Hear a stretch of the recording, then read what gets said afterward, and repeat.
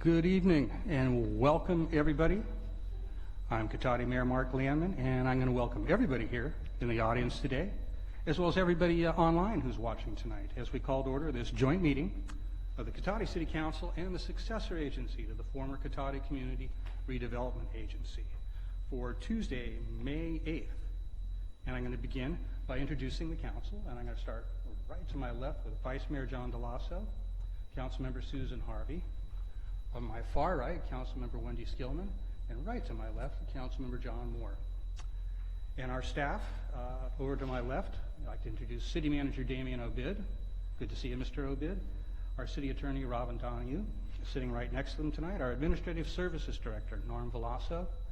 And we have, let's see, Craig Scott, our City Engineer, Director of Public Works, as well as our Community Development Director, Vicki Parker, sitting right in the front row.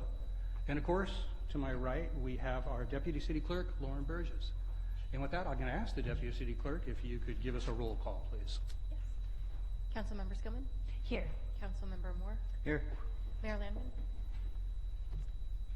I'm sorry, I got distracted. I am here. Vice Mayor Dellison? Here.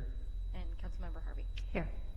And I got distracted because I realized if you sit at the right angle with the city attorney's head, you cannot see the chief of police. So I neglected to introduce the chief of police, Michael Parrish, and I'm going to have to do better than that in the future. Good to see you, Chief. All right, so we've got roll call. So I'm going to start with the Pledge of Allegiance tonight, and I'd like to welcome Dustin DiMatteo, who represents Cotati on the Mosquito Abatement Board. If he'd like to lead us in the pledge, please. Definitely. Thank you. All right.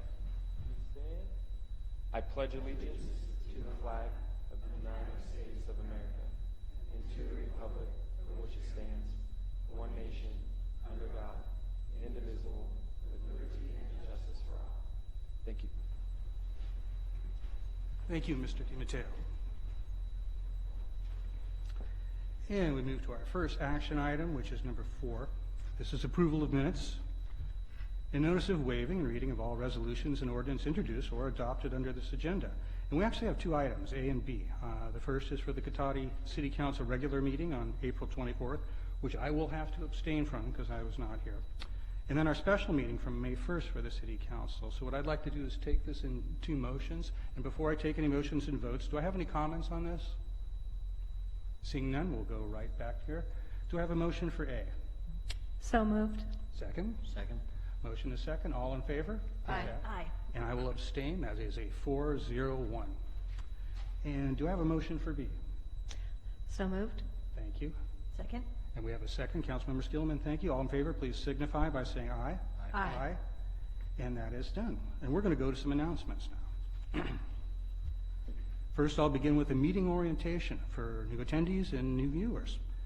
In conformance with the Brown Act and the adopted City Council rules, the meeting agenda includes items labeled as action items, where the City Council will consider the item and citizens are afforded the opportunity to provide comments relevant to the item being discussed.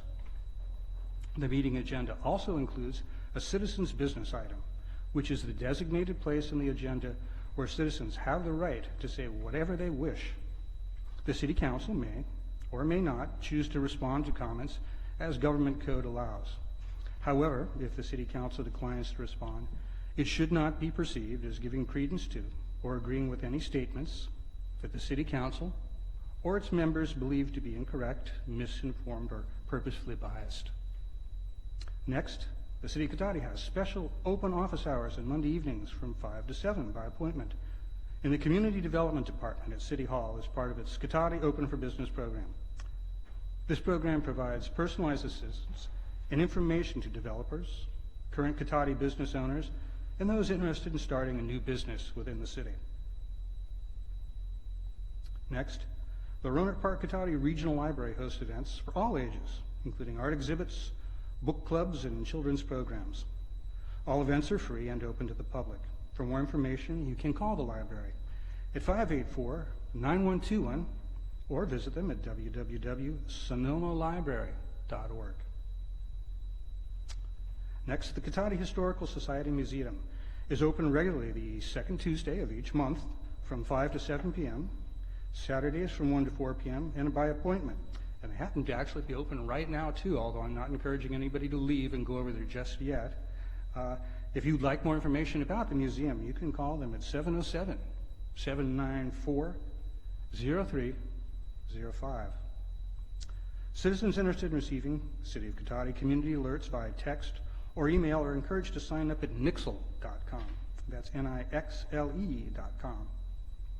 And the city, of course, offers a variety of recreation programs for all ages, and we'd encourage you to see details on the web at cotaticity.org. And that brings us to our next action item, number 6, which is approval of the final agenda. Mr. Abid, do we have any changes to the agenda tonight? Thank you, Mayor, council members. No proposed changes. No changes, very good, thank you. And that brings us to citizens' business. And I'll read a little piece of legalese first before we begin. Any member of the public wishing to speak to the council on any items listed on the consent calendar or any matters not listed on the agenda that are within the subject matter jurisdiction of the council may do so at this time. Pursuant to the Brown Act, the council is not allowed to consider issues or take action on any item not listed on the agenda during this period.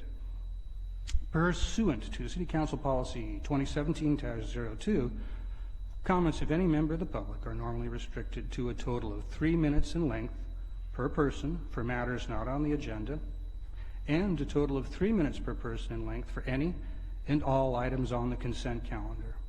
The mayor, of course, may extend the time limit for a reasonable time where a disability accommodation has been requested. And with that, I'm going to open citizens' business. I have no cards before me. Would anybody like to speak tonight at citizens' business? Ms. Alderman, welcome.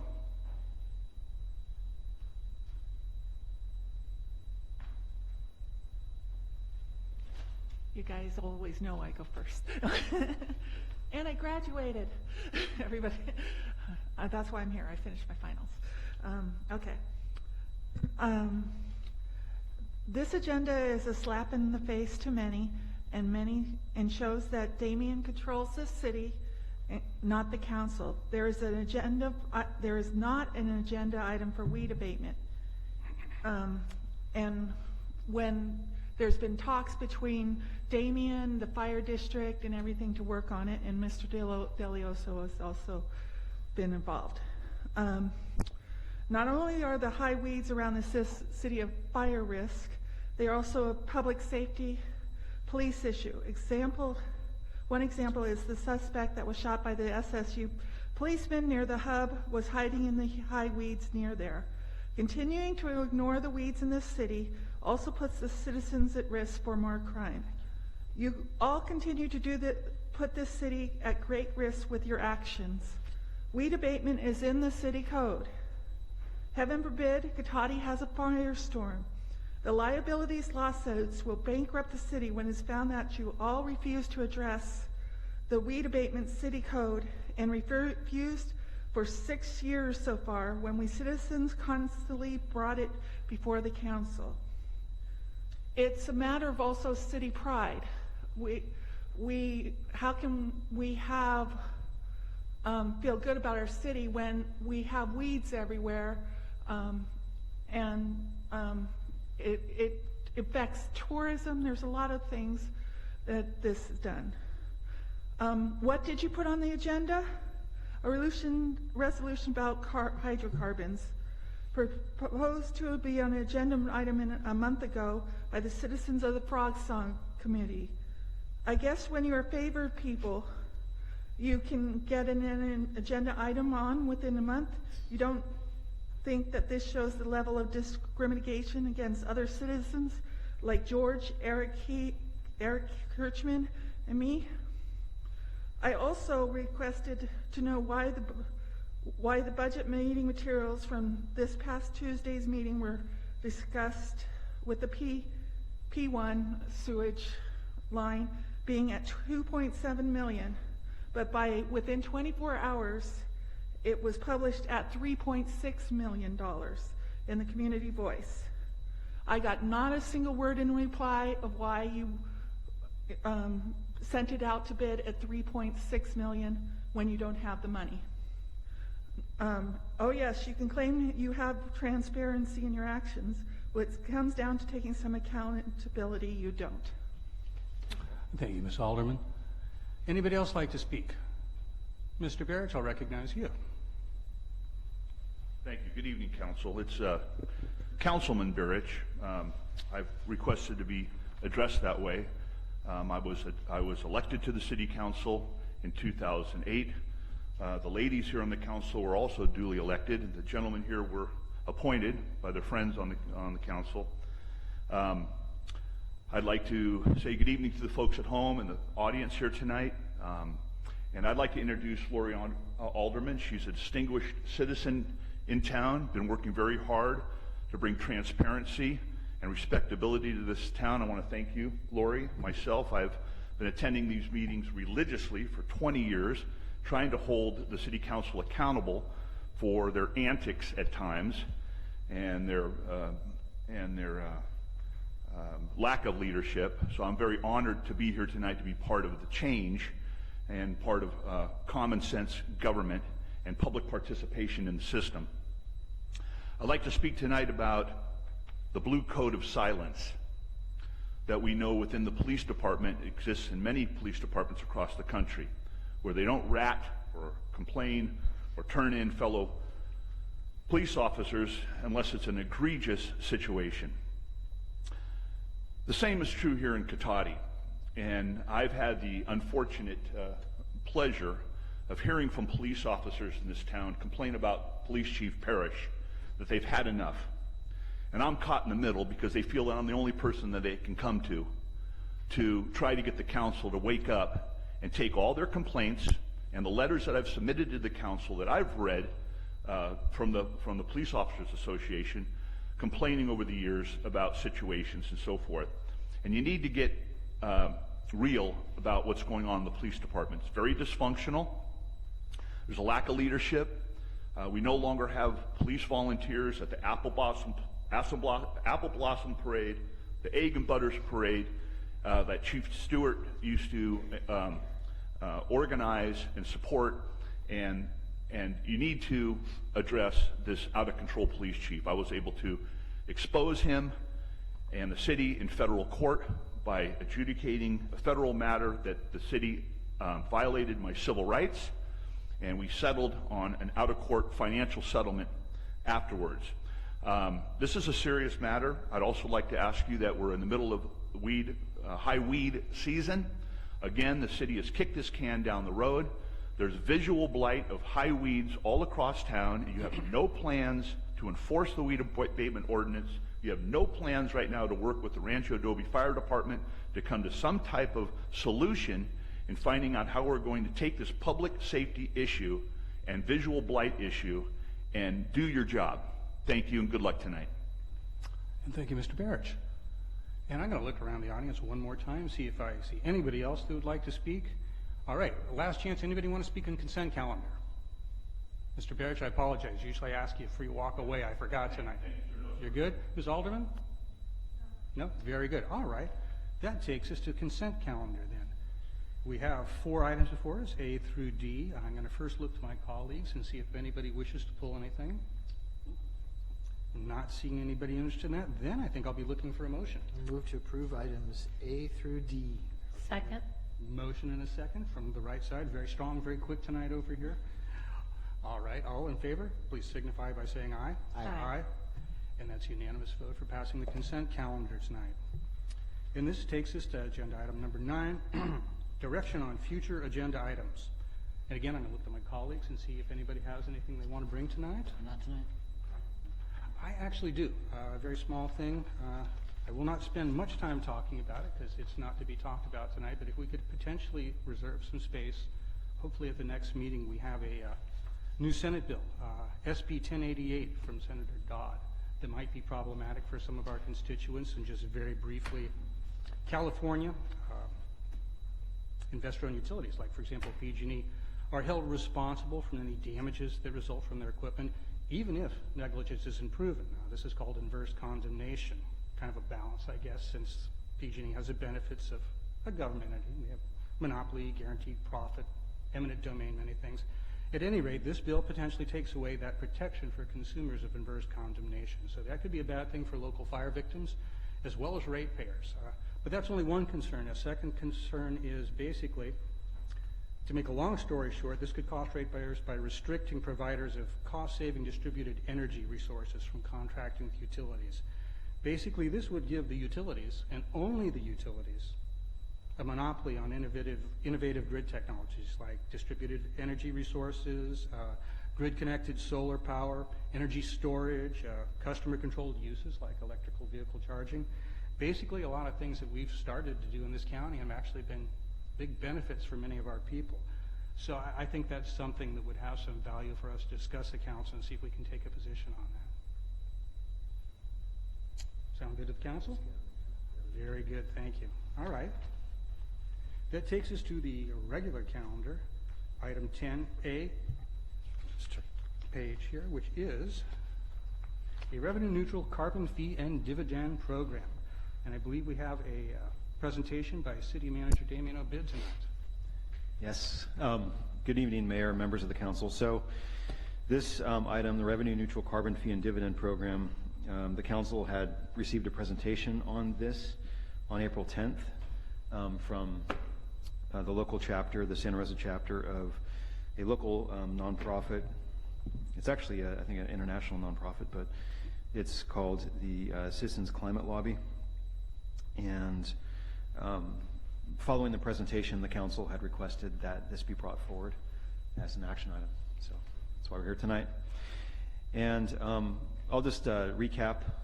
You all heard the presentation, but I'll recap what's in the staff report as well. So the revenue neutral carbon fee and dividend program is a program that is intended to account for the cost of burning fossil fuels. And the way the proposal is structured is there'd be an initial $15 per ton fee on the CO2 equivalent emissions emitted from each type of fossil fuel that's burned or other greenhouse gas. And then this would be escalated by $10 a ton each year. And this fee would be imposed on all types of fossil fuels, which such as coal and petroleum products, that sort of thing, and also other greenhouse gases that could be emitted when they first, at the point where they first enter the economy. So that's the mine or the wellhead or port of entry if it's being imported into the country. And annually, the DOE, the Department of Energy, would determine whether an increase larger than $10 per ton per year is needed to achieve the program goals.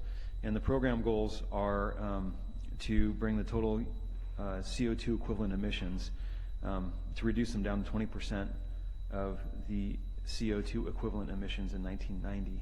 And this target was set to keep the global warming to below 2 degrees centigrade, which was the target set by the International or Intergovernmental Panel on Climate Change scientists. With this proposal, 100% of the net fees from the carbon fee would be collected by the Treasury Department, held in a carbon fees trust fund, and rebated directly to all American households equally as a monthly dividend. And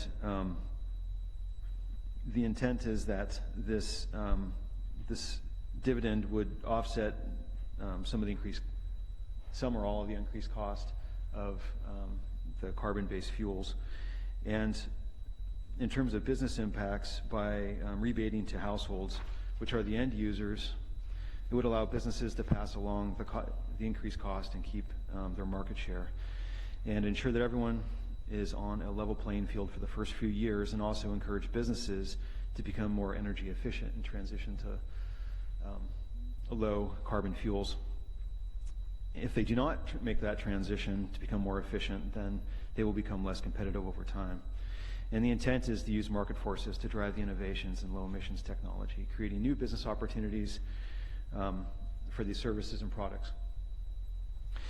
The legislative proposal calls also for placing what's called a border adjustment levy on all imports from countries that do not price carbon similarly, which is intended to eliminate the incentive to move production offshore and allow them to pollute at a lower cost.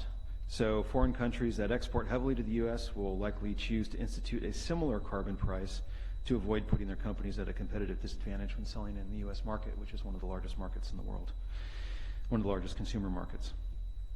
And the border adjustment fee would be rebated to American companies exporting to countries without similar carbon pricing leveling the playing field for our companies and complying with the World Trade Organization rules. And then there's also attached a summary of the legislative proposal as well as a resolution. The attached resolution, it's a non-binding resolution of support for legislation at the federal level to implement a program such as this, and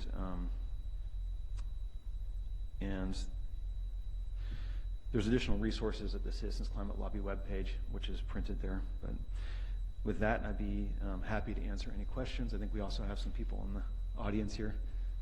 Excellent. I'm going to look to the council, see if we have any clarifying questions for staff at this point in time. Seeing none, I'm going to open this to public comment. Anybody like to speak in this agenda item? All right, I have a few cards here. So I'm going to start with the cards first then. Kind of faking everybody out, sorry. And let's see, I'm going to start. And excuse me if I get this wrong. Nevin Wolf-Sallow? So, off by one, very close. From Santa Rosa, welcome. Hi. Nevin, good to see you. We're all three going to stand up here together, if that's all right. Are you going to do it all at the same time within 3 minutes? Oh, are we? Okay, never mind. If you want to, you might want to do it one at a time. Okay, thank you. That'll work, and that'll work fine. All right. Yeah, I'm Nevin, and I'm here representing Citizens Climate Lobby, and I'm a youth advocate for Schools for Climate Action. And yeah, so I'm here today, and I'm going to be talking about economics. So when I was a little kid, I didn't know about credit cards or debt, but I was learning the first level of economics, and that was if you have a certain amount of money and you spend it, the money's gone. You don't have it anymore. You can't buy anything else. So that's kind of why we're here today, is with the environment, clean air, clean water. If we use it all up, it's not there. We don't have anything to drink. And that's our simple level 1 economics, right?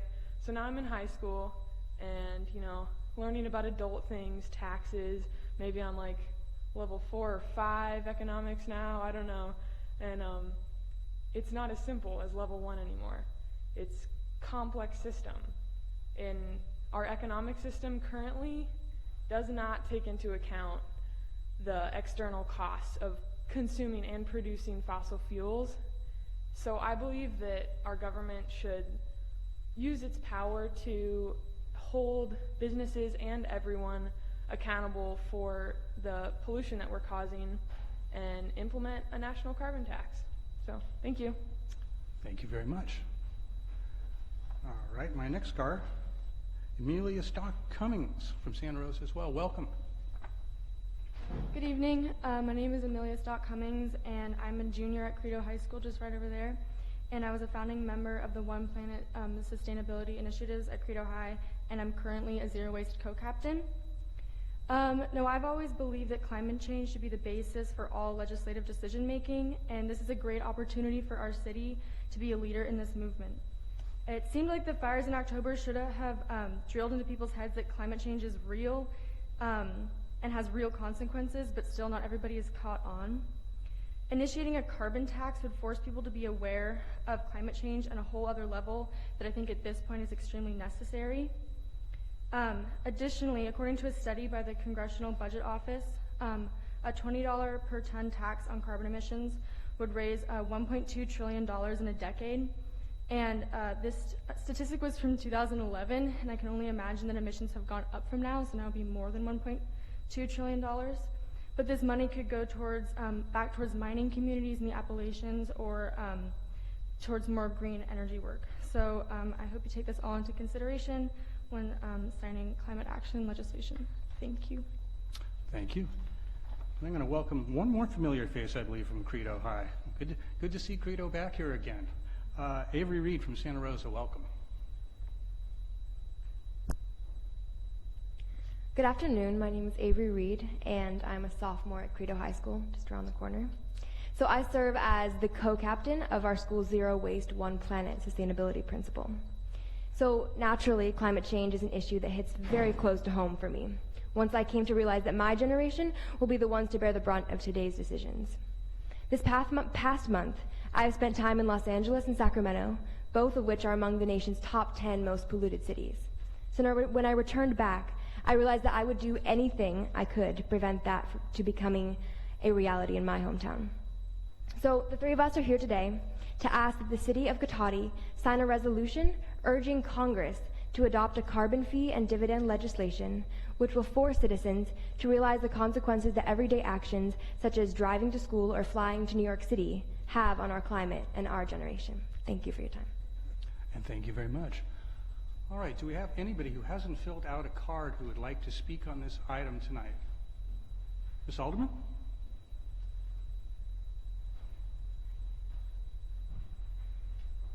I do believe in this program. I just think we have much more important things that need to be, that this is federal level. We have local level needs that are being totally ignored right now, such as weed vape, that you need to bring your focus back to the City of Cotati. And how about the West Cotati dangerous turn that I almost got hit the other day? You know, there are so many local issues, and you're spending your agenda going ahead with federal level resolutions. It's just wrong. Thank you. And thank you. Mr. Barrett, did I see your hand? Please approach.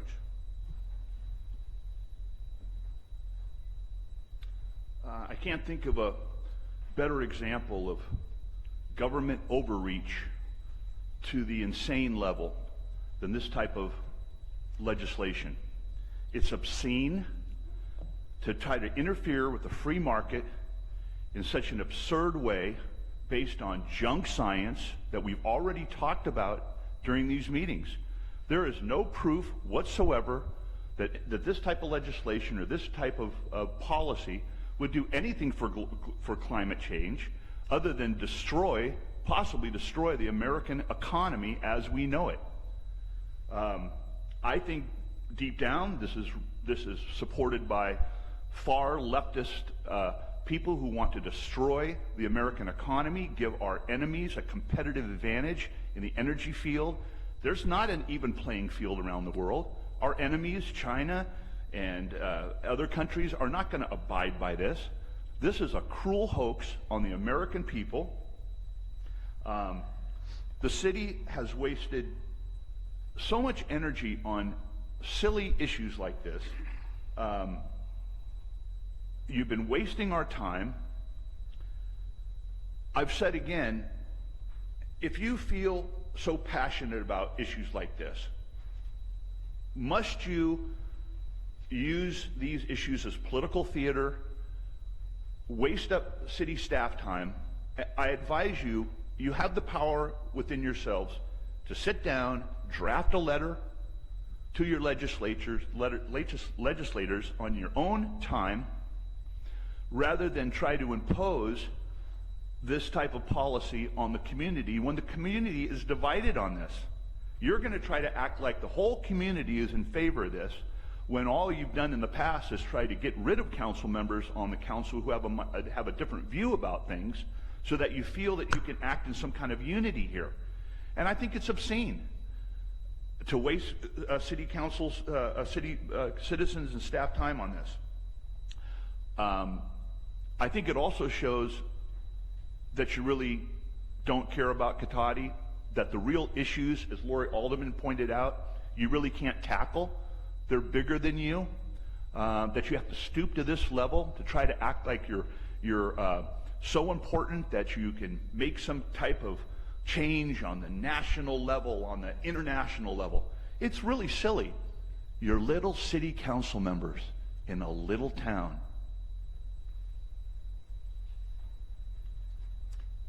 And thank you, Mr. Barrett. And would anybody else like to speak on this item before I close public comment? Looking around one last time and not seeing anybody? All right, I'm going to close it, bring it back to the council, and see if we have any discussion. I'm going to start right over here with Councilmember Skillman. So I was just going to comment, having done environmental law for years, starting in law school and then working in a nonprofit for a while after that, it was always discouraging to me to see that there were programs available to a lot of coal burning industry people called like cap and trade, where you could actually, rather than improve your emissions, you could improve them somewhat and then sell them to another company who maybe hadn't done as well. And all that really did was kept emissions level rather than actually improving anything. So I really do appreciate this idea of at least just encouraging Congress to look at creating a program like this. Whether it makes any vast improvements, we won't know. And of course, people who disagree with our decision to go forward with this are also welcome to write letters to Congress. Everybody has that power.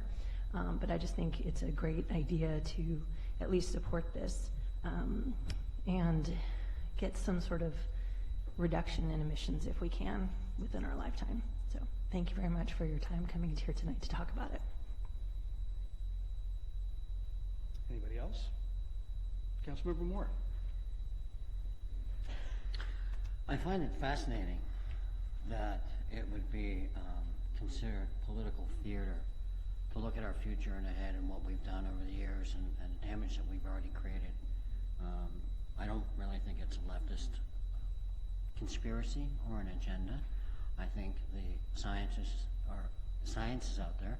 We've seen evidence of it. We even see China trying to address these particular issues and moving forward in a very progressive green way, because they know economically and for their survival it's going to be necessary. So I would support this even if we are just a little teeny tiny city in Cotati, because if there's enough of us, we may be able to open up some eyes. It's a non-binding information going forward, but I don't know that we'll have any success in this current administration, but if we keep the wheels moving and keep pushing this, then hopefully we'll get enough open-minded, intelligent people to support this. So I would support this. Thank you. Any from this side of the dais? Councilmember Harvey. Yes, I appreciate the students from Credo High coming tonight. I think what we're seeing these days more and more on more and more issues, we're seeing young folks get involved, and they do have to look out in many different aspects of what's happening in our country. And I really appreciate that you all are stepping up. And I think that you are right that it is going to be your world that you will live in. So I think it's wonderful that you're taking responsibility for making those changes. Again, we are a small city, I agree with that. But even if we can make a minor change, it all starts somewhere, and little changes add up to bigger changes. So I also will be supportive of this. Vice Mayor DeLosso. Thank you, Mayor. First and foremost, very excited that the majority of our speakers were young folks. Very glad to see that. You're tomorrow's voters. You know, you'll be putting people into office who care about this planet, and that should be our priority one, because if we don't take care of it, it'll take care of us. We all know that. I think that, and I would appreciate too if people in the audience, since we were respectful when you spoke, that you would sit quietly and kind of listen to what we have to say at this time as well. You know, hitting consumers in the pocketbook seems to make a big difference. When I first started in City of Cotati government, that was, I think, like 28, 29 years ago. I was on this committee that was, we had what was called Assembly Bill 939. It had to do with reducing waste going into the landfill. And we came up with a clever solution that we at that time forwarded to city staff and to the city and council at that time, which I clearly was not on. And it was to have a 3-tiered system in your garbage. And so if you didn't put that waste and somehow figure out how it got recycled, then you would pay more. And it was amazing.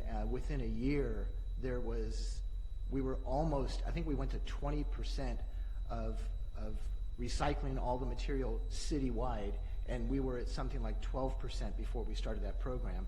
So I think, you know, a lot of it is, oh, I have to pay more. Maybe I should recycle, and maybe it won't cost me as much. I see a very similar situation here. I heard a statement of, you know, we lose the competitive edge in the energy field. I wrote that down verbatim. And I kind of wonder, you know, where's the competitive edge with solar and wind. It's kind of out there all the time, and we don't have to dig the fossil fuels up and convert it to fuel and oil. I also think that we are a small city. Kind of hard to say that we're not.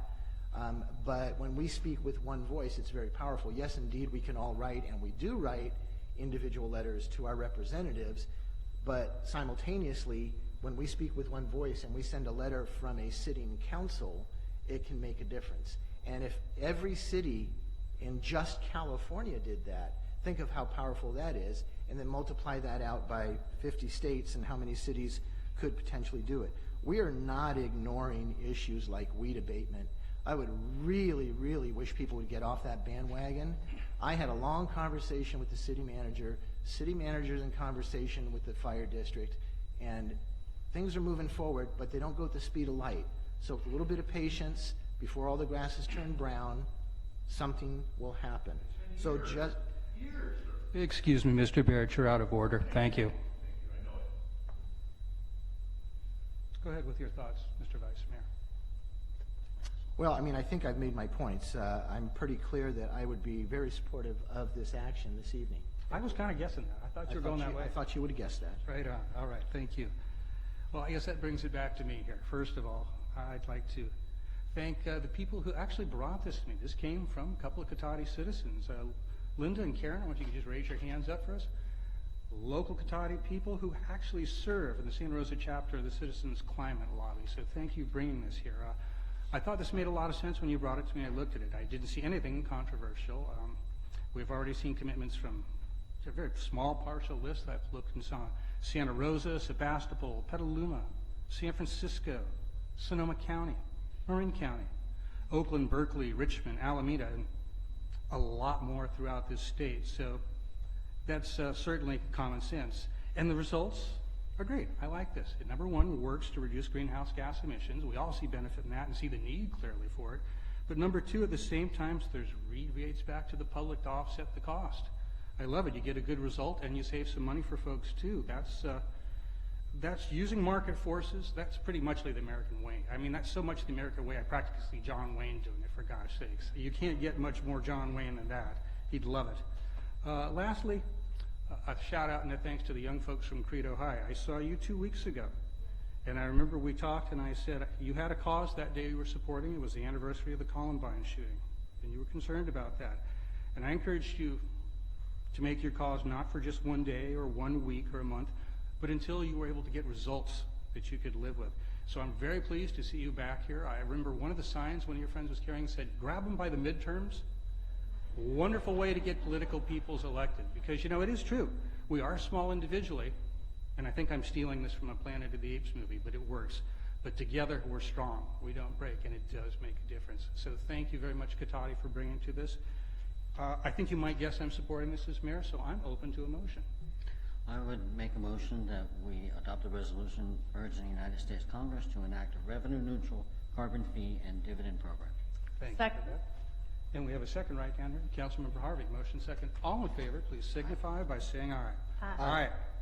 Any opposed? Seeing then that's a 5-0. Thank you very much, everybody. All right. And that takes us to 10B, our next regular agenda action item. And this is the Veronda Fletty Ranch Operator Selection tonight.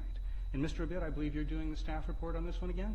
Yes, thank you, Mayor, members of the council. So,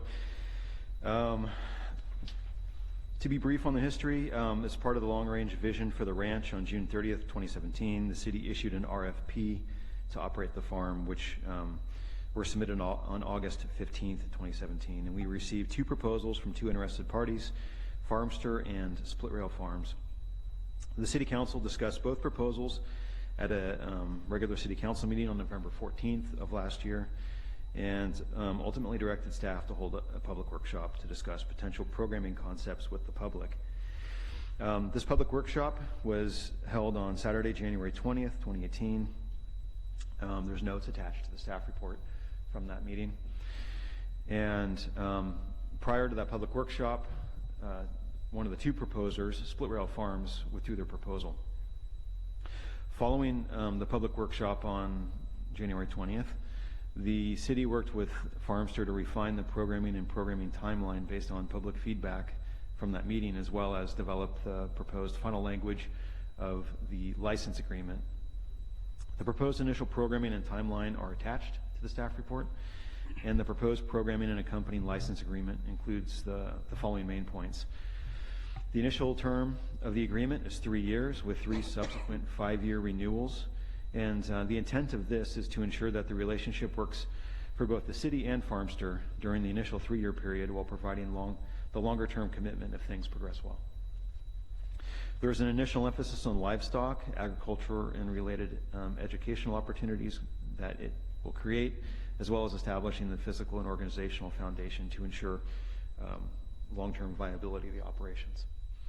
And then during the initial 3-year term, it's recommended, as part of the action tonight, that the City Council assign 1 member to a staff working group to partner with Farmster during this startup phase, sort of an advisor, I guess. And it's anticipated that this council member could periodically report out on activities to the full council, and at this point we're envisioning, at least at a minimum, there be annual reports by Farmster to the City Council, the full City Council, in a more formal format. After 3 years, if successful, Farmster is expected to form a standalone nonprofit structure, and the ideal form for ongoing city representation would be discussed at that point with 3 years of with the benefit of 3 years of operational experience.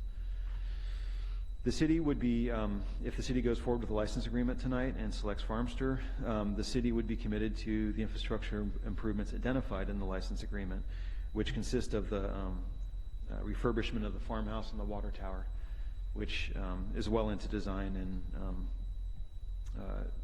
is in, at least there was some funding allocated in the existing budget, and that funding is being rolled into the 18-19 budget, with construction of those improvements anticipated before winter this calendar year.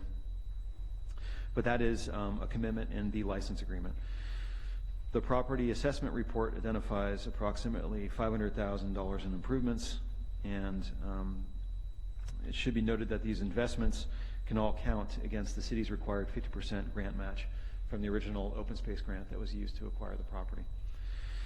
And importantly, the city would not be committed to operational support or infrastructure improvements.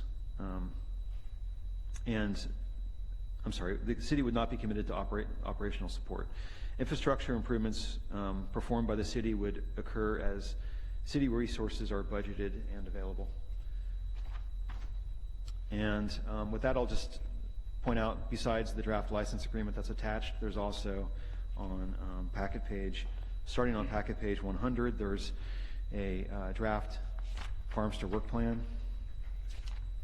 And it has it broken into the first year, and then years 2 and 3, and then up to year 5.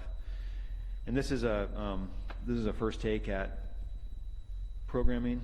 Right now, there are animals on site through a temporary license agreement with a livestock operator, and some of the thought there is that that would provide some, at least some initial opportunity to do some programming and some public education with what's there already. And then over time, as the infrastructure improves and as the organization, Farmster, develops on site, then the programming can expand.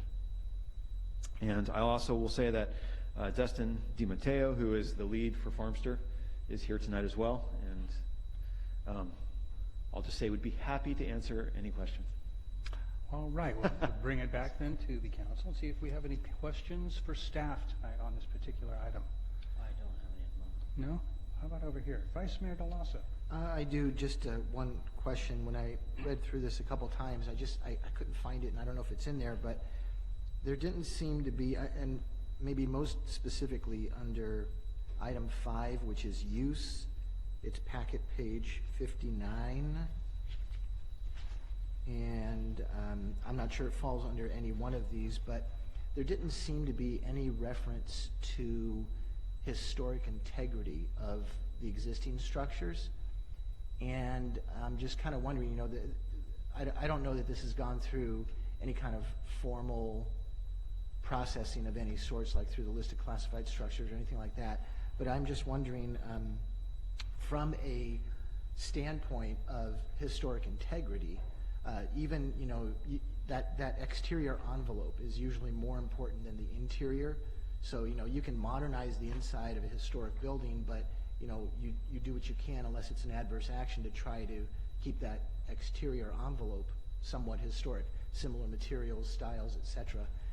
So I don't know if I missed that in here somewhere, or if it's not addressed, should we be addressing something like that?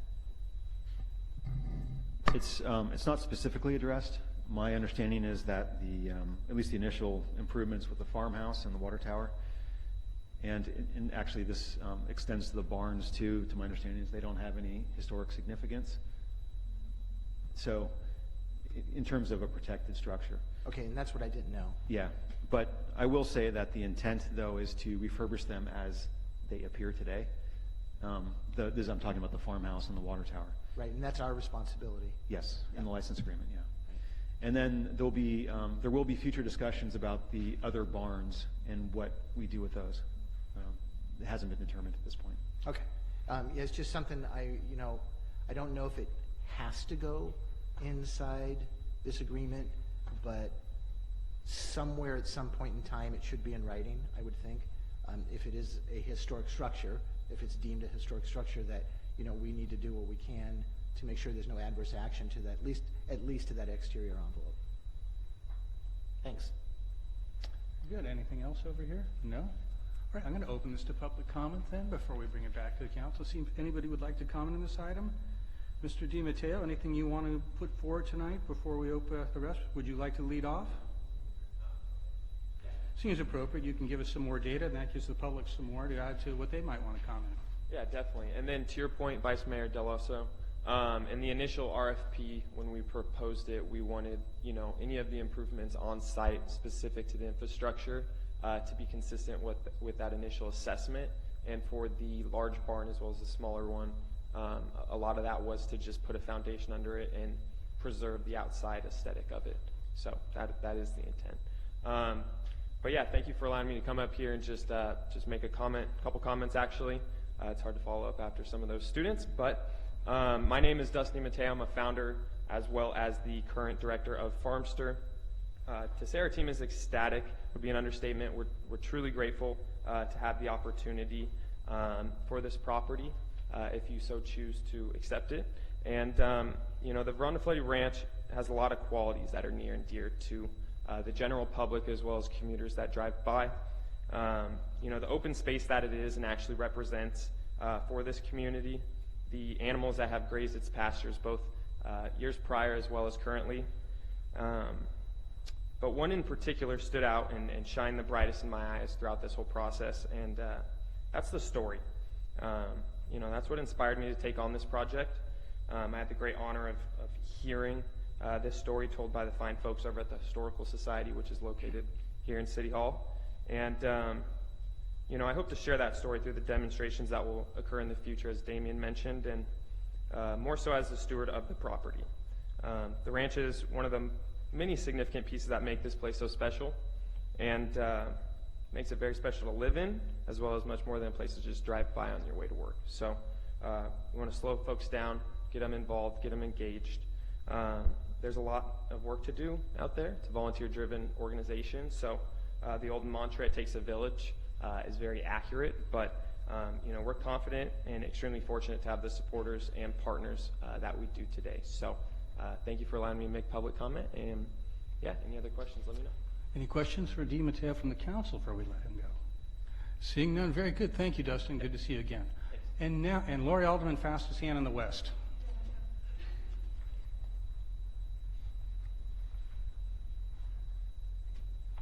Again, back to reality. This money is money coming out of the city budget. We have so many issues that need the money to be funded, and this isn't what needed. We need the roads on the right, we need, there's so many real things that need to be done, that nobody's going to come and look when the city looks like it does. Sorry, I'm having trouble coming to the point. We need to be dealing with the real issues. You need to be contacting the public on things that make choices. You're making choices for everybody. Whether who wants this farm? Not, you've never put it to anybody. There's been public comment, but you don't advertise so well. It's just not being.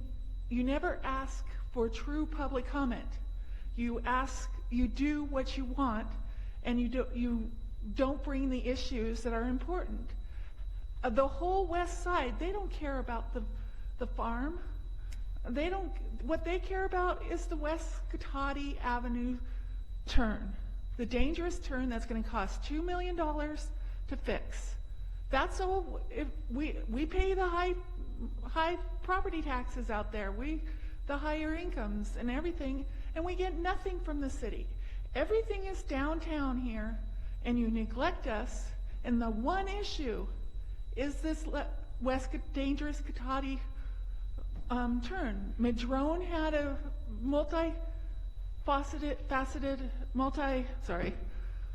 having trouble talking tonight. A fatal one with children, and it's a better turn. You guys need to be spending the money on real projects that deal with things now, not in the future. The West Cotati turn was in 1998's general plan as number 3 project. Here we are in 2018. Please work on projects that make a difference now. Thank you. Mr. Barrett, would you like to speak? Thank you, Mayor. Ms. Alderman is completely correct. If the public really knew what was going on with this project, this room would be packed with angry citizens. You've kept this almost a secret, doing a minimal public outreach as possible to let the community know what an absurd project you have on the drawing board. I think this project is a recipe for disaster. I think you're setting this young man here up for failure. I feel really bad for him in that sense, because I think he's a nice guy. There are too many unanswered questions about this project. We brought up a lot of unanswered questions in the workshop. It boggled the mind of what we're getting into if we go down this road. The money allocated here in this project is minuscule in relationship to what this project down the road is going to entail, to be safe for the public and so on and so forth. All these issues were brought out in the workshop.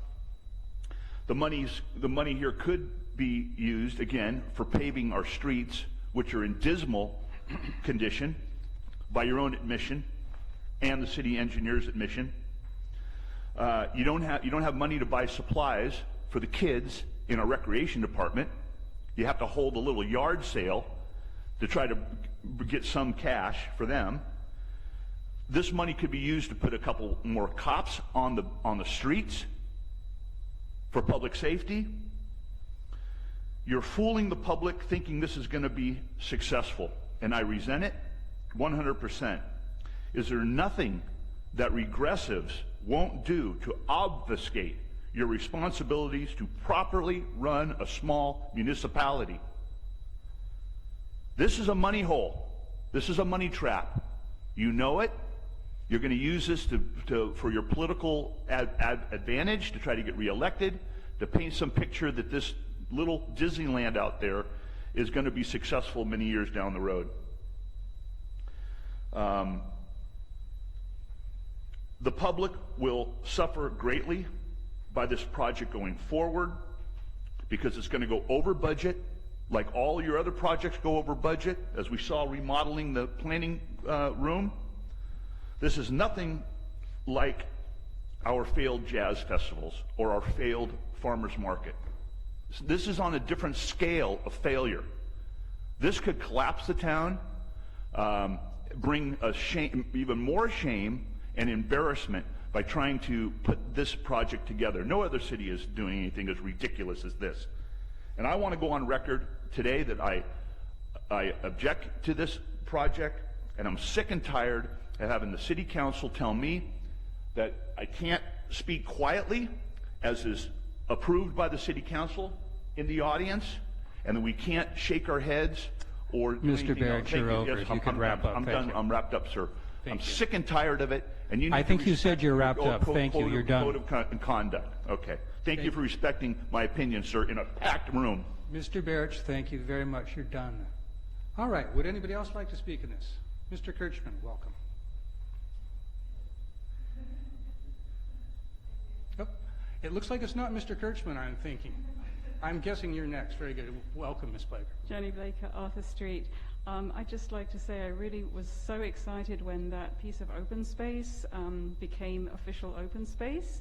And then the fact that something is going to happen there now that's very creative and constructive and a focus for the community, school kids, I think it's very exciting that it's happening. I think it's a fantastic resource for the city. And there is a fantastic example of a similar farm on open space in Santa Rosa at Bear Farm. And I can imagine something like that that really brings the community together around plants and gardening and sharing food and celebrating life together. And Bear Farm is a fantastic place, and I can see the potential for this to be like that. And the fact that it's in the middle of the town within easy walking distance of schools, it's really great. So I encourage you to support it, and I'm glad that Farmsters has got the opportunity to work with you to make something happen. Thank you. And thank you. Mr. Kirchman, did you want to speak?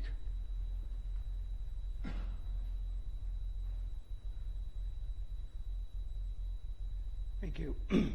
It's been open space for generations. Mr. Deloso claimed a number of months ago that there were thousands of chickens there at one point. It's a little strange that they don't have as many buildings as they might if there were thousands of chickens. There's no incubator, no hatchery, no potential chicken-related business of any kind there. But for a number of years, in my 40-plus years here, there were 6 sheep there, and Mrs. Folletti, for the most part, was able to take care of 6 sheep, and there were tax advantages, and to a degree, it took care of weeds, it took care of most everything there. Since then, there have been more sheep, some 17 water buckets, and a fair amount of activity for a place of its size. It stopped being open space when it was sold for $4+ million, and the housing on it was listed at under $200,000 of value, still probably 10 times what it cost to build originally. My concern about Mr. Deloso talking about historic significance is the fact that this building has historic significance. The building that was on the Colvin property has significant history until it burned to the ground, which makes it easy to develop. Same was true for the Cotati Co-op. Originally, the property was a real estate office and number 3 Exchange Bank. It also was a Greyhound station, and again, the co-op and other businesses after that. Unfortunately, it was a great business thriving at the time when arson or magic made the building burn. It seems whenever there's a building of historic significance and there's some value to it in development, the history disappears because structural change can take place after a fire. Unfortunately, nobody can ever find out what causes these fires. But it's one of those things in a small town that stuff just happens. I'm concerned because I don't want anything like that to go on here. I don't want it to go across the street. I want the property to have the same integrity it's had for 2 generations of people living there and be symbolic to the community. I'm sure that this gentleman plans to bring in the history, as he said. I'm hoping that he respects the property, and I hope it becomes a learning center. But it's not something that's going to just happen. So it would be nice if maybe we look at the true history around here and allow for something other than a parking lot here for buses and have something legitimate that reflects on Cotati's history, which had more chickens than Petaluma had more activity and more history. It'd be nice to start generating some things from the ground up here rather than just copying everybody else. Thank you. And thank you. And I'm going to look around one more time in the audience, see if I have anybody else that wants to speak. And seeing none, I'm going to close public comment and bring this back to the council. See if I have any more comments, questions, anything for staff. Look over to my right. Councilmember Skillman. Yeah, I was just going to make a quick comment, actually. When the sheep that were originally there were taken away, I actually had many people approaching me when I was out walking my dog who happened to know I was on council and said, what happened? What happened? Are they going to keep it a farm? They're not going to build there, are they? They're not going to throw a bunch of apartments, are they? So, I mean, there actually has been a lot of informal public comment just from running into people around the community who are very interested in preserving it the way it is, having it be an educational place. And I also think it's fascinating that if the public knew, they'd be here and be outraged, and yet somehow this is also helping us get reelected. It was an interesting contradiction. So anyway, I'm very much supportive of this, and I'm really excited to see what we can do with that project. Good, thank you. Do I have anybody else who has any comments or anything? Sure. Vice Mayor, please. Yeah, just trying to address a couple of comments since my name was used a couple times. The thousands of chickens that I may have referred to, if I did say thousands. If I'm not mistaken, when I designed the interpretive panel that's out there, that's the same panel, I think there's a photograph. I can't remember if I used it or not now, but I think there's a photograph on the panel that shows, and it was labeled with either it was 2,000 or 3,000 chickens were on that property at that particular time. And I'm pretty sure it was long before either you or I were born, Mr. Kirchman, so it's definitely before our time, but there is a history of that there. And that's what that panel is talking about, the history from the Coast Miwok to present day. And the whole thing about the historic structures and trying to keep the integrity, that's basically, it's that exterior envelope I'm speaking about, which is the look that a historic building, if it's deemed historic by the SHPO, which is the State Historic Preservation Office out of Sacramento, if they make a determination that a building is historic, and that's a minimum of 50 years of age, then there are certain rules you have to abide by. And so that was my reference point, was if there, and I just don't know the history of each building specifically, but you know, if, and again, Mr. DiMatteo has already addressed that, you know, that's their intent, that you have to, at least that exterior envelope has to look the same and should have similar materials. So if you have a wooden chicken coop, you don't put up a metal chicken coop. I mean, it's just some obvious stuff. That's all I was referring to. I wasn't saying build this or do that. And you know, I was here the day that we had the workshop that went on for a couple hours, and there were a number of questions that were raised, but again, in reading through the lease agreement, or the agreement, I should say, it addresses a lot of those questions, so I'm not quite sure. There were a lot of questions that were never addressed. I don't know what those questions are. I'd love to hear what those questions were that have not been addressed. So I will end it with that. Very good. All right. Please, go ahead. There was a couple things that came up in that public comment that I thought needed addressing. We're under certain obligations under that grant to restore some of those buildings and maintain that open space and create interpretive arena for that, are we not? It's the intent of the open space acquisition was with that type of use to continue on the property. Right. And we have a matching grant requirement. So we're obligated under that matching grant? We are. Okay, thank you. So the money that we spend on that, I think, will be something that'll go long into the future and be a positive influence, hopefully.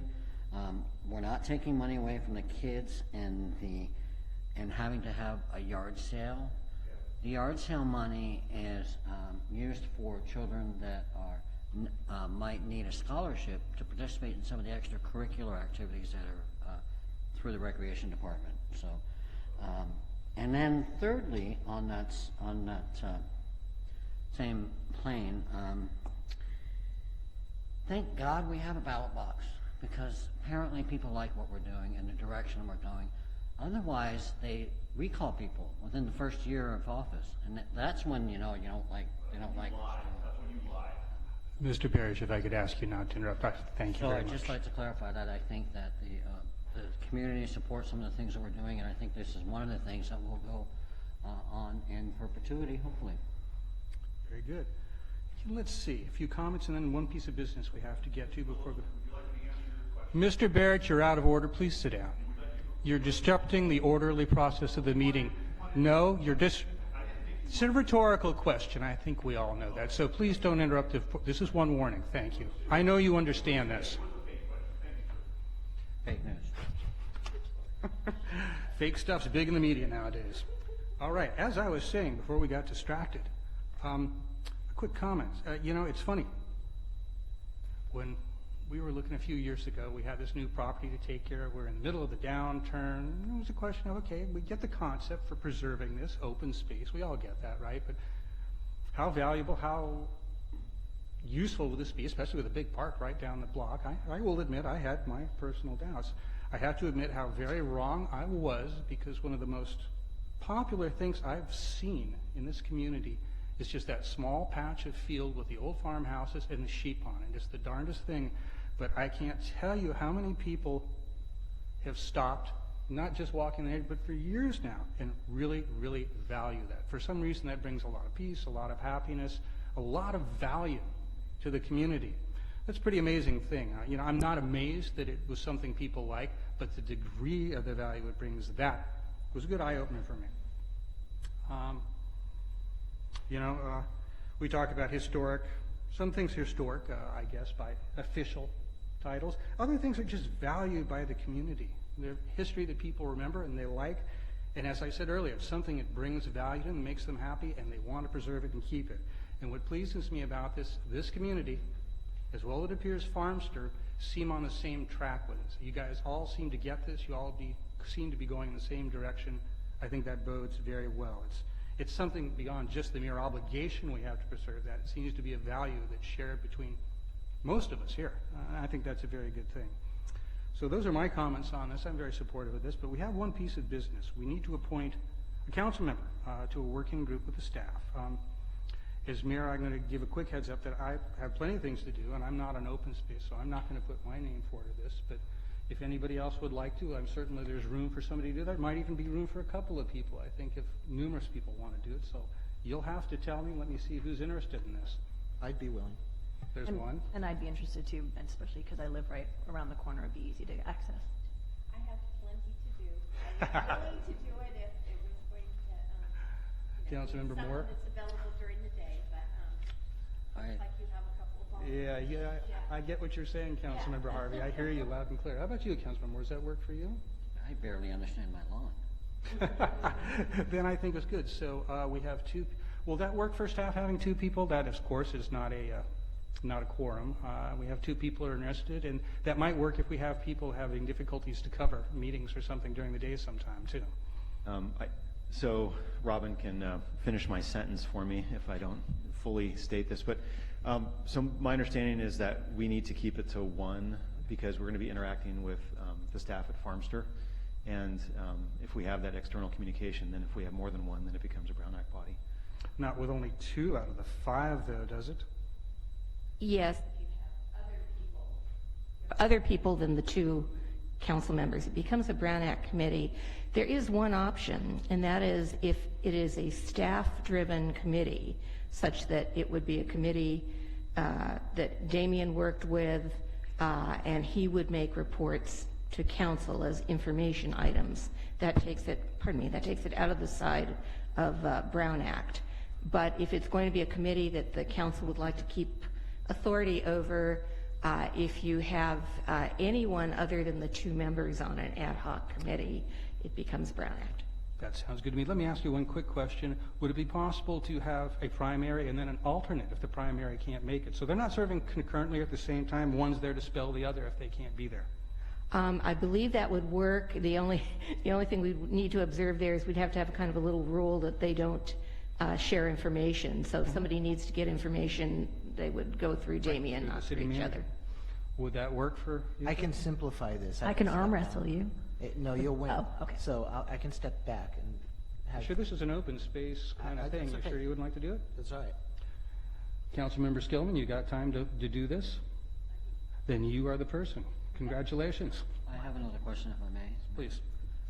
Ms. Donahue, if it's a, not an ad hoc committee, but a standing committee, do the same parameters apply? You're much more free in your composition, but a standing committee is again a Brown Act committee. All right, so with that, we've settled the issue of our council member for staff, educated ourselves a little bit in something new. 9 years, there's always something new to learn. I thank you, Council Donahue, for educating me. And that leaves it to a motion then. Would you like to make a motion, Mr. Vice Mayor? Oh, Seeing as this is right up your alley? Sure. No, I'd be happy Go to. for it. All right.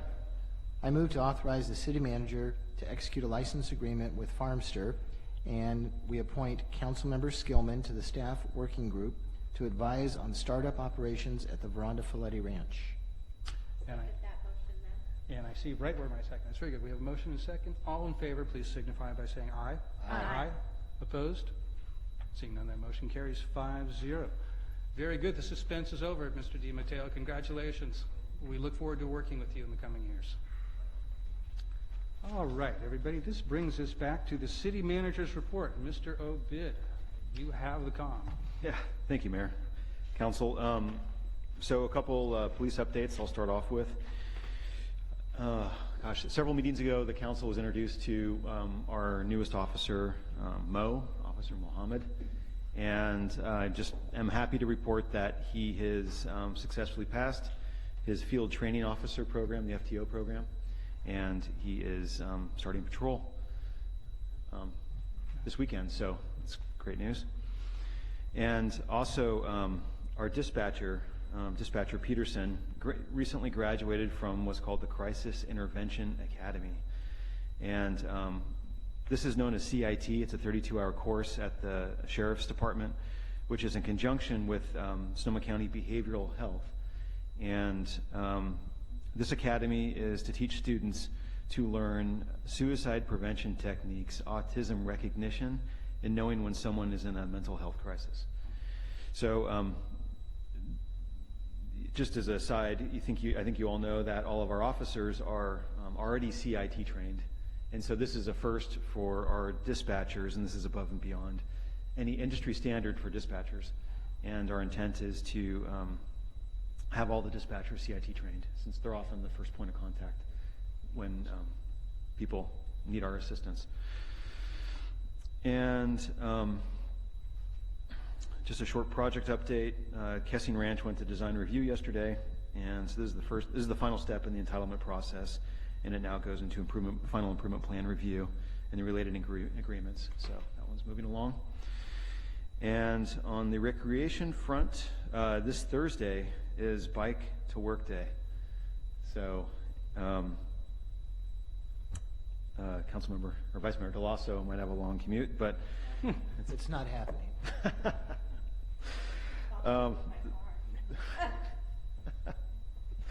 Yeah, you can. Right. So the city of Cotati is hosting, or will be co-hosting, an Energizer station at the Smart train station. I don't even know. That's actually the Cotati train depot. I don't know what Smart has to do with it. From 6 a.m. to 9 a.m. And if you're a bike commuter, you can stop by for coffee, drinks, snacks, and goodie bags with coupons and other swag. And then for more information on this, you can go to bikesonoma.org. And then also, we're in the middle of our first children's soccer session with 8 tots, learning the fundamentals of the game and having fun, meeting new people, and learning the importance of teamwork. And we're expecting to offer more sessions throughout the year. We're also currently hiring our camp staff for Camp Cotati, and applications are available on our city website. And I think our Credo High people are gone, but we're also reaching out to Credo High again to see if there's any interested summer camp staff there. We've also reached out to all the other schools in the district, high schools. And then summer camp registration's open on our website, and we have over 25 camp offerings. So sign up early to ensure that you have space for any of the camps that you may want to attend. And then the The planning for the 26th annual Cotati Kids Day Parade and celebration is well underway. The theme this year is Hometown Heroes, as we announced in our mailer, and we're currently booking vendors and accepting parade entrants. So we're looking for volunteers to help before, during, and after the event, which is on July 14th this year. This is a great way for high school students to earn volunteer hour credits and others to give back to the community while having fun. So we're looking forward to that coming up very soon. And then for more information on classes or other recreation programs, you can visit the city website or call Ashley Wilson at 665-4222 or awilson@cotaticity.org. And with that, the only other thing I'll add is the updated Cotati city website has been up for a while, and if you haven't visited, I encourage you to go and look. It seems to be hopefully much more intuitive and user-friendly, particularly if you're using mobile devices. And hopefully the information's more organized in a more intuitive way.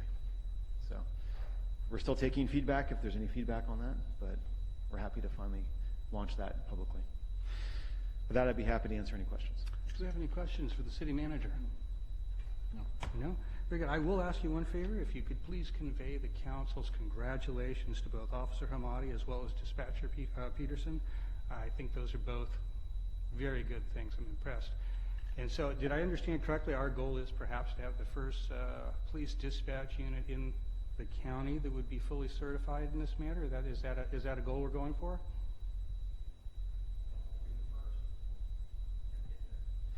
All right. Well, it's definitely not an industry standard. There's kind of a stretch goal for you right there, Chief. But most important, I think it's just a good goal. So congratulations to both of them and all the work that's being done on that. Thank you. All right. This brings us to City Council member reports. And I'm going to start over on my left tonight. Councilmember Harvey, do you have anything for us? I just have one. I attended the Water Advisory Committee meeting the other day, and we approved the Sonoma Marin Savings Watership Partnership Amendment, so that was approved by everyone. Let's see, the water supply conditions as of 5/1, we were changed from a dry year to a normal year, so it's the first time we've had a normal in a very long time.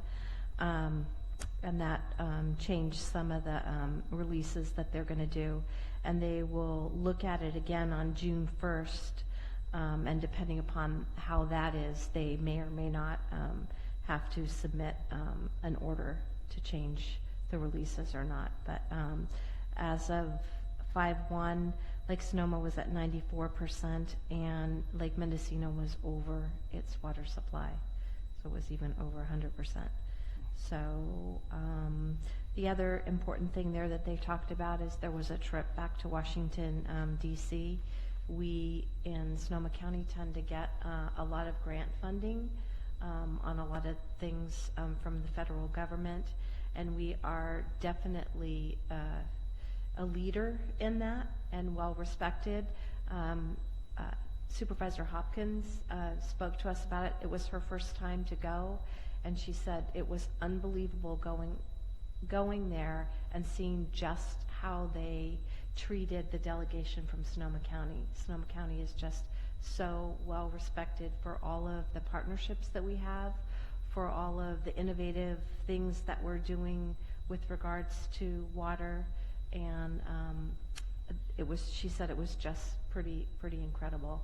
So it's that kind of stuff that they look at to be able to help decide who gets the grant funding and things like that. And one of the things that has been real successful is looking at the atmospheric rivers, and we have sensors to do that. And this is the first time, this last set of storms that we got in like April, they actually were able to get some really good data with that. So that we're kind of on the leading edge, because ultimately that will help us with being able to manage release of water. So it's working with that information to be able to determine how much water can be released, rather than the 50-year-old here's the line, and you kind of release it to this line regardless of what's happening. So this shall hopefully prove to be very important for our area, and we are definitely on the leading edge with that. And that's all I have to report tonight. Super, thank you.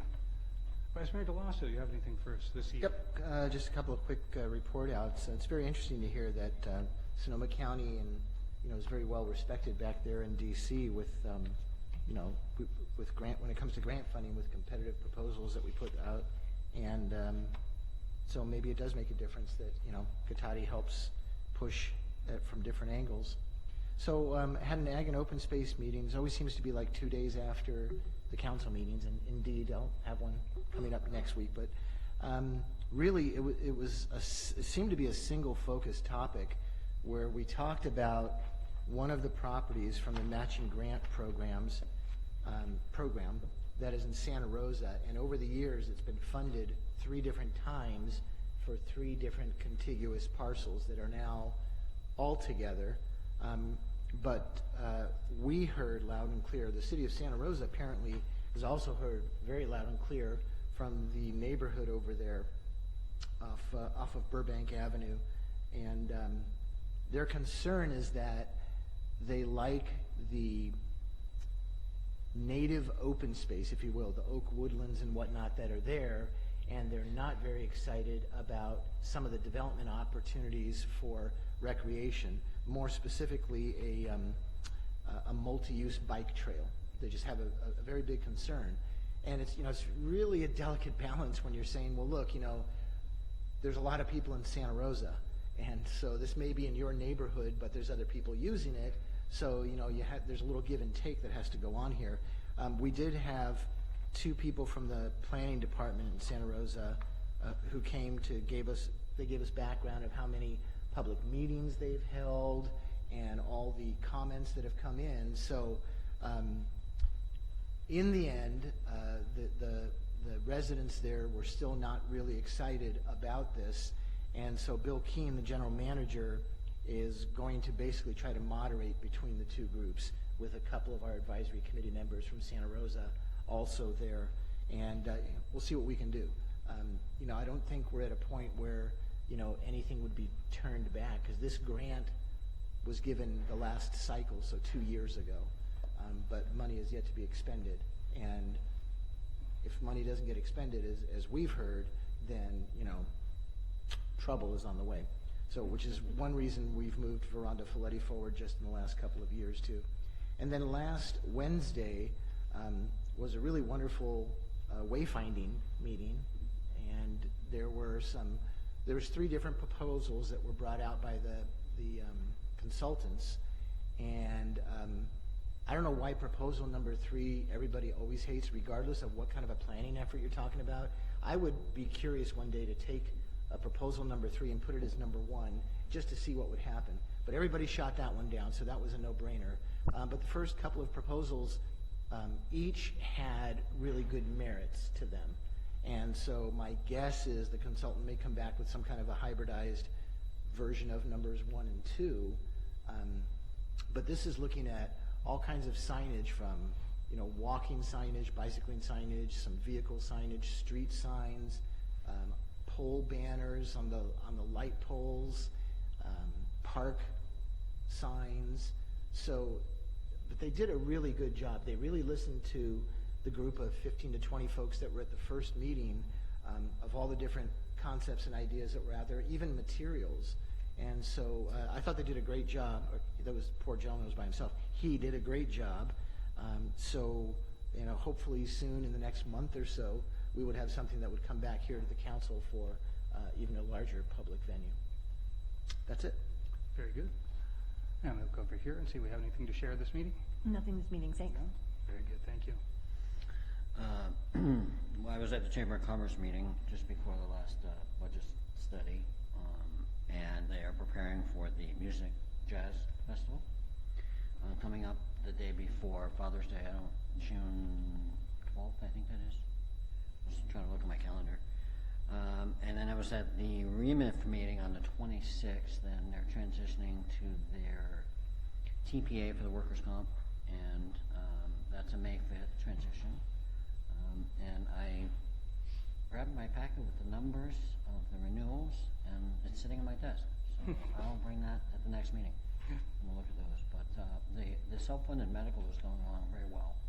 The liability and the workers' comp are requiring surcharges to bring those current and to help offset some of the costs that were related to the pool in and of itself.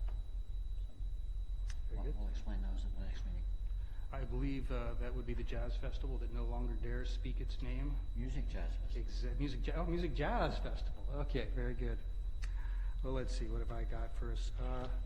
First of all, I am actually don't have a lot to bring tonight because I have been out of action for about a month. So I am just getting up and about now and catching back up. And I want to thank everybody in the public, my colleagues on the board, staff who are kind, wished me well, and have been helping me out with rides too, since I'm still really not in a position to drive just yet. So that's been very kind of you. I want to thank you. It's good to be back out and about and catching up on things, because last time I looked around it was in spring, and now everything is going on. So I lost a month somewhere, but it is good to be here. And I just wanted to comment briefly on the wayfinding committee that I did attend. We had a great turnout. We had every chair in this room, it seemed like, and we wound up with a large part of them filled. And what was better than that, and what was really interesting, was everybody got to participate. Everybody there got to be fully involved, speak. They got to say exactly what they liked, what they didn't like. And here's the interesting thing. People were all over the map. And by the way, there were at least 3 of us that kind of liked number 3, I'll have you know. But here's what's great of it. By the time we got to the end, it kind of cleared up enough where there was kind of a path forward. This guy running the meeting could see, okay, you guys like this aspect of number 1, but you like some of the cleanness and materials of number 2, but at the same time it gets a little too fussy. And number 3 is a little too modern and nondescript, but still you like that simplicity. I think he's going to come back with a couple of designs now. It's going to be really close that probably everybody will be pretty comfortable with. So that was a good community experience. I think that worked very well. So that's all I have to offer for this particular meeting. So that brings us to public comment on non-action agenda items. Item number 13. You're not going to let George go first even once? Very good. Welcome, Ms. Alderman. The lack of respect you've shown George and me tonight is horrible. For one thing, Mr. Landman, you should not be talking in the future agenda items about and anything to do with energy legislation when you are a paid consultant to Lean Energy USA. That is a conflict of interest. You need to start reading the Code of Ethics. Mr. Delioso, this is not a bandwagon. This has been going on weed abatement. This has been going on for 6 years since Diane Thompson dumped the files on Chief Trainer's desk and said, it's your responsibility now. It's always been your responsibility.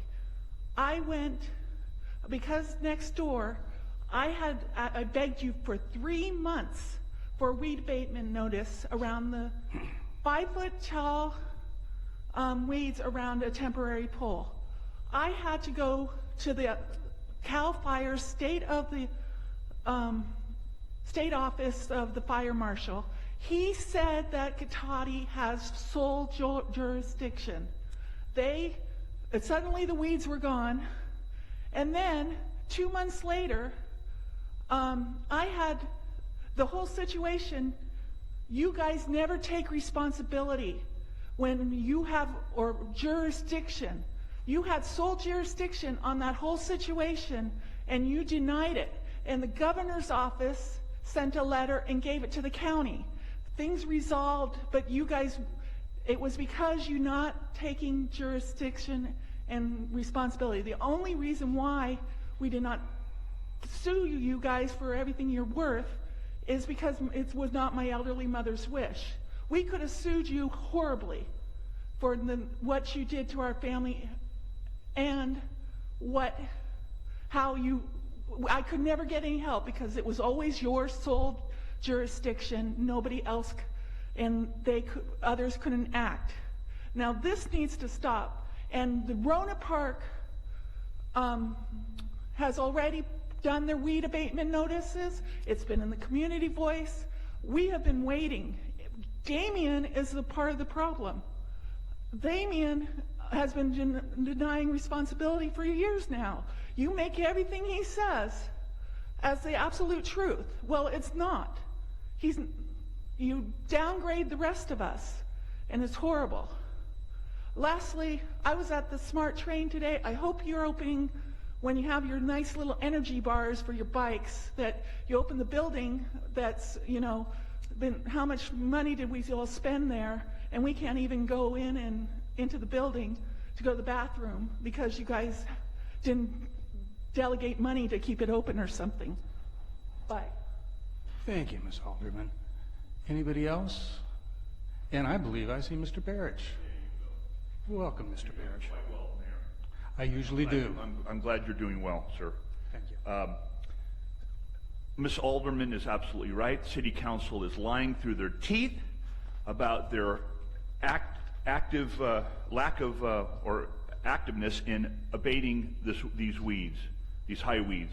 I am intimately involved in the Rancho Adobe Fire District in trying to rectify this problem, and there have been no indications that the city of Cotati has been doing any communications with the fire district. And if you were in contact and things were moving forward, why isn't it part of your council members' reports? Why aren't you bringing it forward with announcements? Why aren't you proud of the fact that after 6 years you're finally doing something? Answer: because you're not. You're trying to hoodwink the public. You're dragging your feet. You're giving us lip service. You like the clock, Mr. Moore? You've been staring at the clock for all night when we speak. I love it. Try to stay awake, okay? And it's an embarrassment. And your bike to work day, I come out on the bike to work day to see how many bicycles are here. Here's the number: 0. Now, I don't check the public works yard, but my contact down there tells me nobody rides their bike to work there either. So, since this bike to work day is a farce, you need to take it off your reports because you're making a joke out of it. Nobody rides their bike to work here at Cotati City Hall. And Mr. DeLoso, if you want your questions answered, as you said tonight, yes, I'd really like to hear what questions were asked and not answered. You should ask that person to come forward and to give you examples before you vote on the friggin' item. So don't play games with me. That was completely disingenuous. If you want your questions answered, then you should have brought it up before you vote. How many years do you have to be on the city council to understand that's how it works? And regarding the recall in 2009, it was a painfully that the city was exposed as being completely a dysfunctional city hall, intolerant of any city council member who occasionally voted against the council and had a different point of view, because that was the basis of your silly recall. And it embarrassed the city. There's no diversity on the council. The recall was to place 5 like-minded, far-left liberals, Democrats on the council and have any moderate or conservative off the council. That was the plan, and Mr. John DeLoso headed that recall.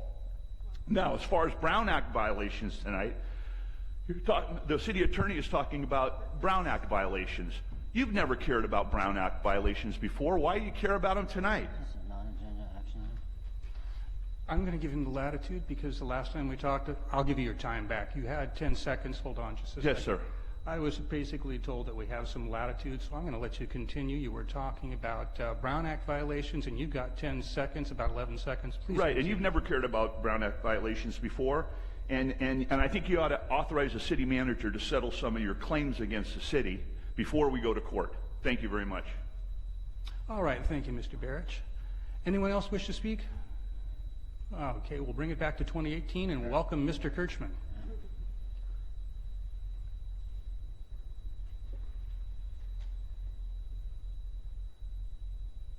Good evening. A number of you have mentioned the wayfinding, finding the way. It's not a brand new thing. It's done at other cities. I believe it's done in Nevada. It's done in other states. This is a little off subject, but certain things that are done in other cities in this county, not necessarily enforced, but it's at least there with signage, at least there for people to say, hey, what's up? in Petaluma, it's not legal to ride your bicycle on a sidewalk. It's not legal to ride your skateboard on a sidewalk or otherwise disrupt pedestrians. There's signage on Kentucky Street, there's signage on other streets. I will acknowledge there's not signage on every street or every sidewalk in Petaluma. That's not rational.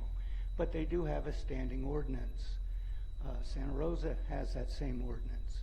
I'm curious why it is that Cotati doesn't give a darn about people riding at a high rate of speed down the sidewalks in front of the RE/MAX building, in front of other businesses that you've gone out of your way to make user-friendly, walkable. You've done a great deal to try to make people get out and go to businesses by footsteps. You spent millions of dollars to allow for a sidewalk big enough to drive a car down by a somewhat abandoned area where nothing is done other than putting lights under existing lights. There are gaps and everything else, but you have big sidewalks there. I would like it if people weren't riding their bikes at 20 miles an hour, knocking people like myself down. I'm in an age where being knocked down isn't that much fun. I might not make it back a month later. You're in better shape than I am, sir. You're a fireman. I don't know. You know. So it is a concern for public safety.